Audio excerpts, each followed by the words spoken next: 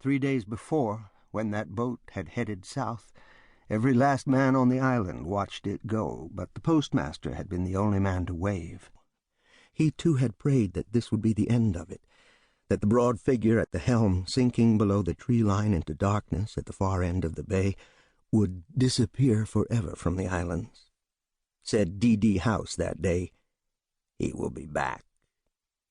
That old man's Sunday boots descend the Indian mound, then the bare feet of his 3 sandy, slow-eyed sons.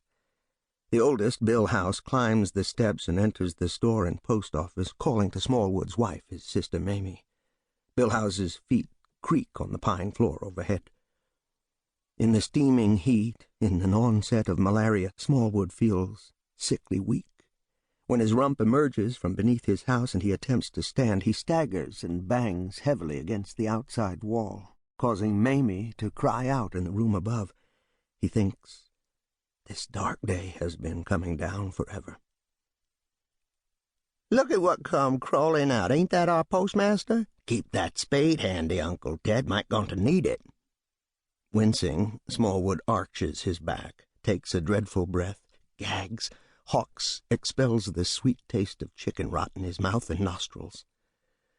"Got 4 rifles there, I see," he says. "Think that's enough?" The old man pauses to appraise his son-in-law.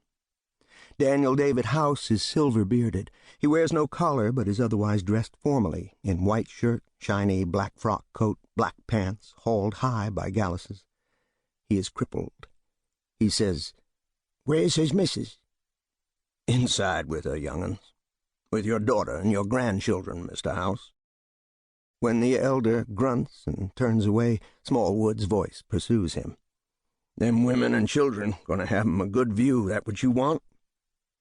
Henry Short has stopped behind the houseman, holding his rifle down along his leg. "You too, Henry? You're making a mistake." "Leave Henry be," said Bill House from the door. House is 30, a strong, florid man, creased hard by sun. He is followed outside by his sister, who is weeping. Mamie Smallwood cries, "Shame on you, William House! Shame on you, Papa!" The old man turns his back upon his daughter. Lloyd House and young Dan at his heels, he hobbles down the slope toward the water.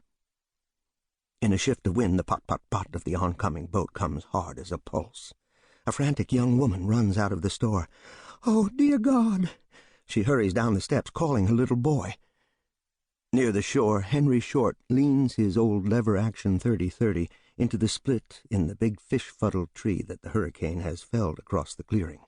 The rifle is hidden when he turns, arms folded tight in a sign that he is here against his will, that none of this is any of his doing. The men are gathering. Charlie T. Bogus, ankle twisted in the hurricane, limps past the store. He turns and shouts back at a woman, calling, "All right, all right!" To Smallwood, he complains nervously, "Ain't you the one said he was gone for good?" "Not me. I knowed he would be back." Isaac Yeomans, fiery with drink, acts cheered by what the others dread. "His kind don't like to be run off. You recall Sam Lewis, Ted, at Lemon City?" Smallwood nods. "They lynched Sam Lewis, too." "This ain't no lynching," Bill House calls. "Don't think so, Bill? What if he's just coming to pick up his family? Keep on going." The men stare away toward the south as the oncoming boat comes into view, a dark blur on the pewter water. Most have worn the same clothes since the hurricane. They are rank as dogs and scared and cranky. They are anxious to enlist Ted Smallwood because the participation of the postmaster might afford some dim official sanction. If nobody is innocent, who can be guilty? "No, hang him back," shouts old Dan House, glaring at Smallwood. Isaac Yeomans breaks his shotgun and sights down the barrels, pops a shell in, sets his felt hat. "Best throw in with us, Ted," he urges his old friend. "We don't care for this no more'n you do." "He always pays his bills, plays fair with me. I ain't got no fight with him, and you fellas don't neither." "Hell, Ted, this fight ain't nothing to be scared of, not with his one against more'n a dozen." "Maybe I ain't scared the way you think. Maybe I'm scared of murder in cold blood." "He ain't scared of cold blood, Ted."